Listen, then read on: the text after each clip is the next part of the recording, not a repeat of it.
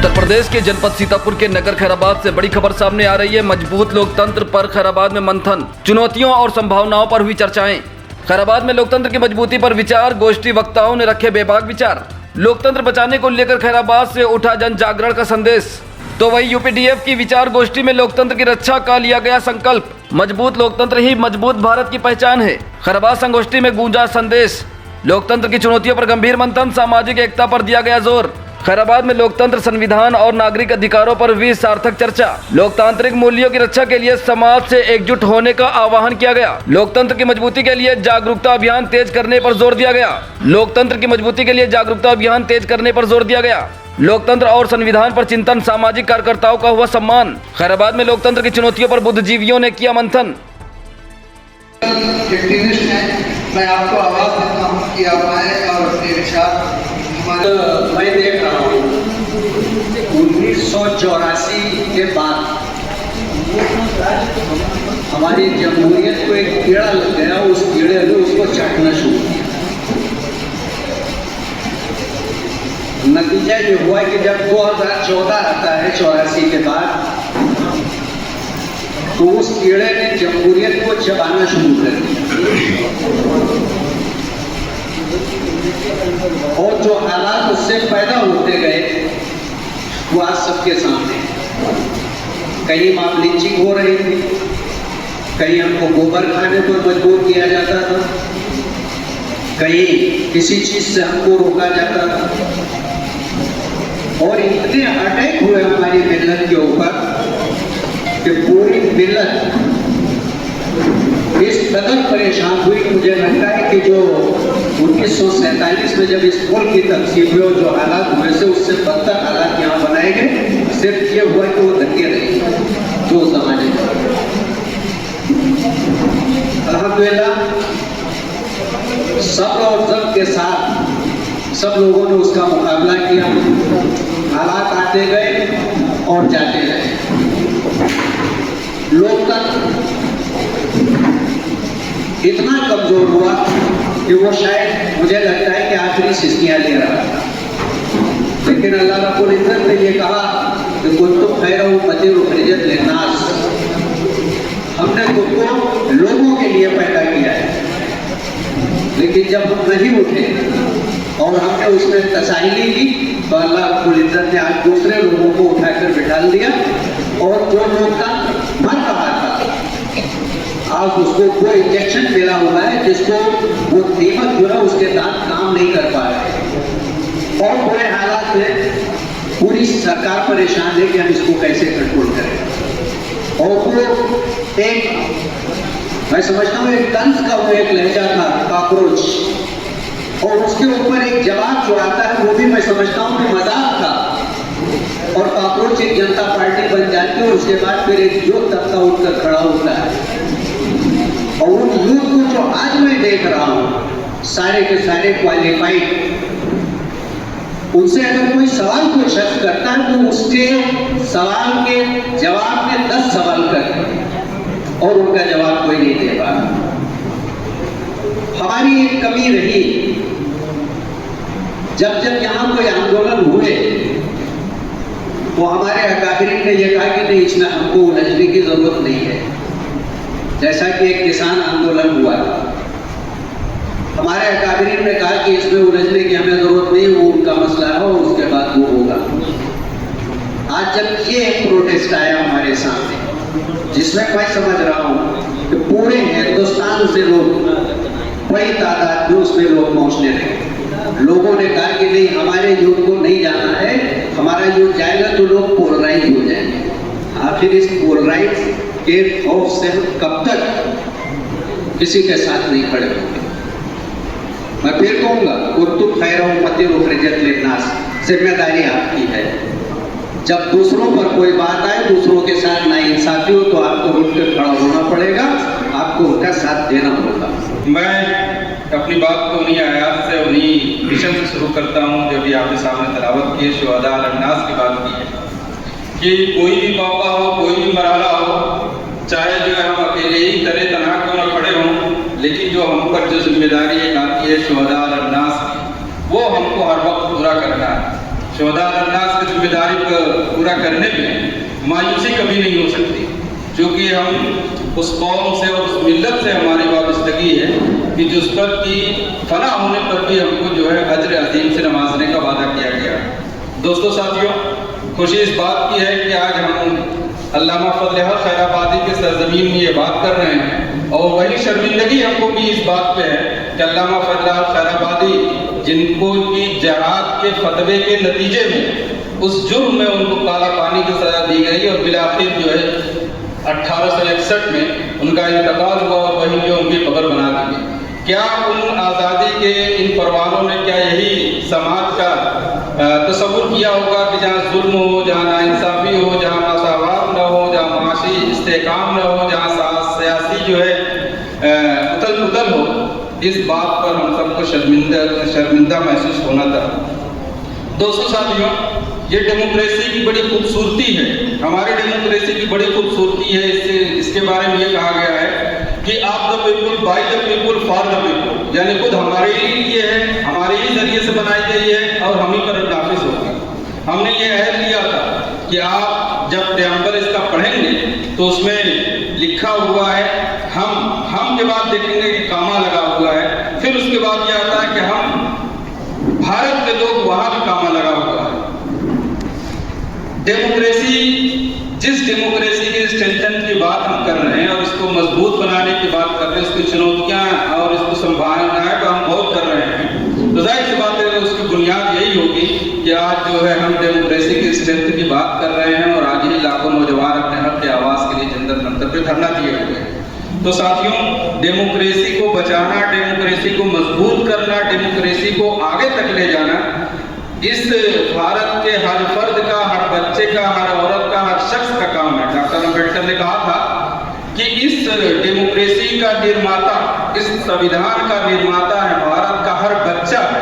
वो किस तरीके से है कि कानून जो है अपने आप में कभी जामिद नहीं होता, कानून डेवलप करता है, दस्तूर डेवलप के मरहले में होता है। तो उसका मतलब ये होता है कि हर शख्स कानून को समझे, उसके मुताबिक उसको प्रचार करे, समाज में उसके निफाज करने की कोशिश करे। कानून का मतलब सिर्फ हरगिज ये नहीं होता है कि जो हमारे सियासी लोग हैं सिर्फ उन्हीं की जिम्मेदारी है कि कानून के रखवाला बने। किसी का शेर है, उस जानिब मबदूल करना चाहता हूँ।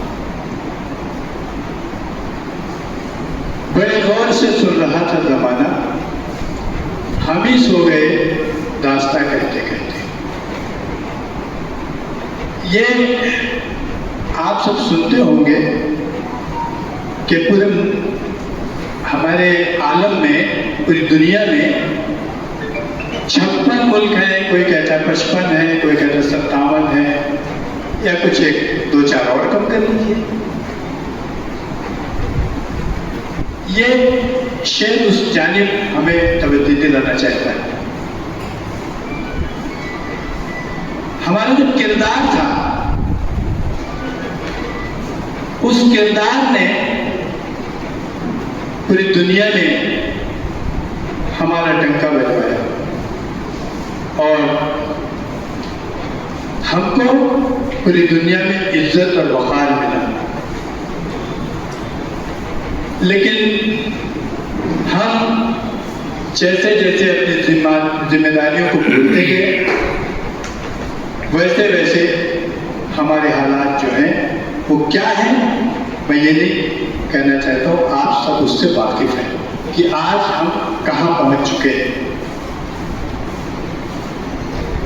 मजबूत लोकतंत्र की बात जब आती है तो लोकतंत्र की मजबूती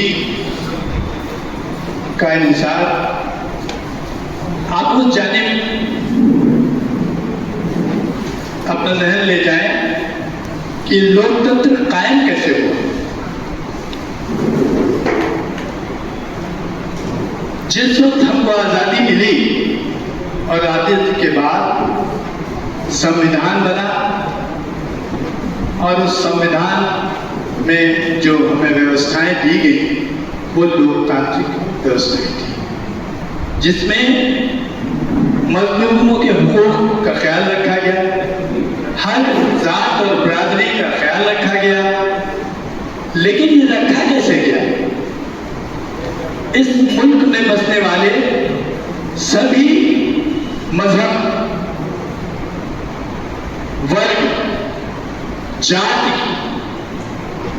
ने कंधे से कंधा मिलाकर, और जब कंधे से कंधा मिलाकर कदम आगे बढ़ाया तो सदियों की जद्दोजहद और कुर्बानियों के बाद ये आज़ादी हासिल हुई। ये लोकतांत्रिक व्यवस्था हमें उसके बाद हासिल हुई।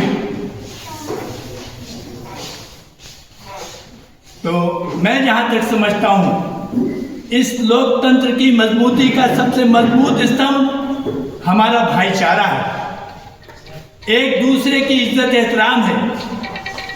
हम सब अपने अपने जाति, धर्म, वर्ग, पंथों के मुताबिक जो कुछ भी कर रहे हैं वो करते रहें, लेकिन जब मुल्क की बात है, लोकतंत्र को मजबूत करने की बात है, तो जब तक कि हम भाईचारे को परवान नहीं बढ़ाएंगे, एक दूसरे की कद्र और इज्जत नहीं करेंगे और एक दूसरे की जज्बात को हम नहीं सराहेंगे, तो शायद बड़े बड़ी तकरीरों और बड़े बड़े भाषणों से पूछने वाला नहीं हमारे आपके सामने। हमें आपको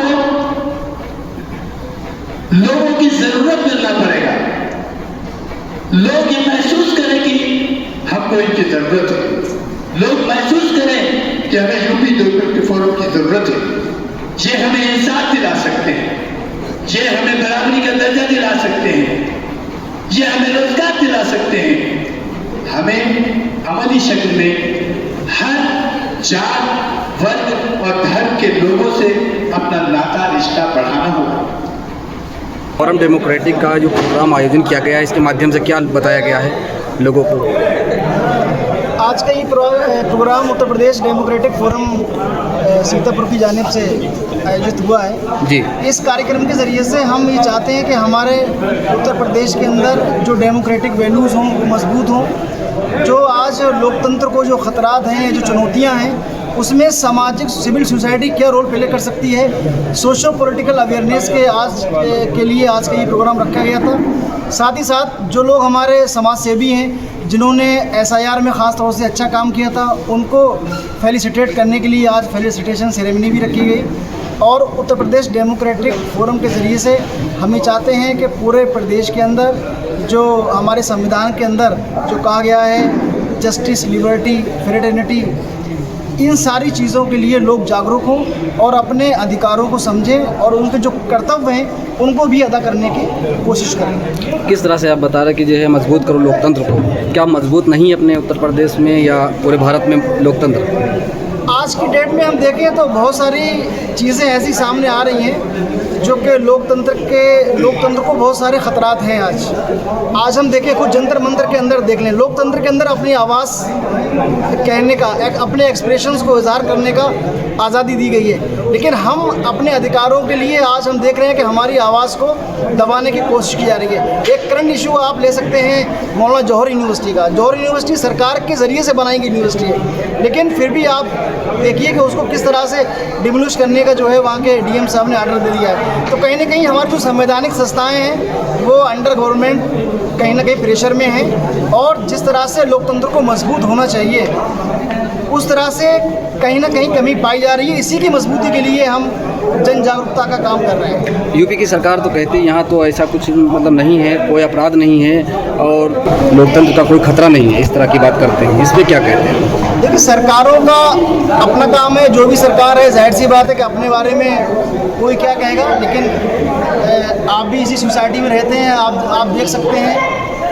आप मीडिया के ज़रिए से, सोशल मीडिया के ज़रिए से किस तरह से यहाँ पर किस तरह से इनकाउंटर हो रहे हैं, किस तरह से लोग डरे हुए हैं, किस तरह से अपनी जो जायज़ आवाज़ है उसको लोग नहीं कह पा रहे हैं। ये सारी चीज़ें आपके सामने हैं। जौहर यूनिवर्सिटी का मामला फिर आता है एक बार, जैसे अभी आपने कहा, तो क्या चाहते हो अगर वो डिमोलाइज हो जाती है, बुलडोज हो जाती है, इस पर क्या आपका विचार? हमारी डिमांड ये है कि कहा यह जाता है कि राष्ट्र का निर्माण क्लासरूम में होता है। जौहर यूनिवर्सिटी का से हज़ारों लाखों स्टूडेंट्स का कैरियर वाबस्ता है, और ये यूनिवर्सिटी सिर्फ आज़म खान साहब की कोई पर्सनल नहीं है। ये यूनिवर्सिटी सरकार की यूनिवर्सिटी है, सरकार ने उसमें पैसा दिया है, सरकार ने उसको मान्यता दी है। इतनी बड़ी यूनिवर्सिटी, इतने बड़े कैंपस में, जाहिर सी बात है हमारी डिमांड ये है कि फ़ौरन उसके अंदर जो बातें कही गई हैं कि उसकी परमिशन नहीं ली गई, तो कोई ना कोई तरीका सरकार निकाले, उसका जो भी तरीका हो सकता है, उसकी जो पेनल्टी हो सकती है, उसकी जो फीस हो सकती है, लेकिन उसको डिमोलिश करने का कोई भी जवाब नहीं है। इसके हम खिलाफ। अच्छा,